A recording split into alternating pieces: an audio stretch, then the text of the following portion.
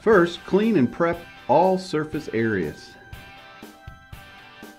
Next, when unpacking and unrolling your G-Floor product, simply unroll and lay into place, allowing proper time for material to acclimate or relax into room temperature environment.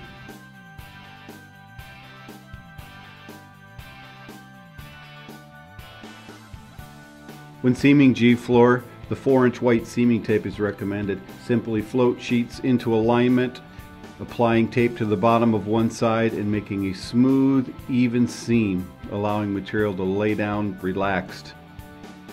Next, trim and cut excess material from the border. Then re-roll material, paying particular attention to rolling straight and keeping the product clean. Apply a mastic adhesive, water-based recommended, with a trowel evenly over the surface.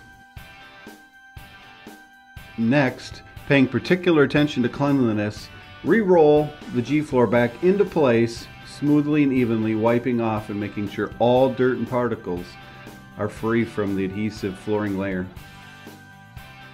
Next, remove all air pockets or bubbles with a 100-pound flooring roller. Applying a seam sealer makes a long-lasting permanent bond for seams. G-Floor products can take an ordinary, plain, simple garage, transforming it into a beautiful working environment with long-lasting, durable protection.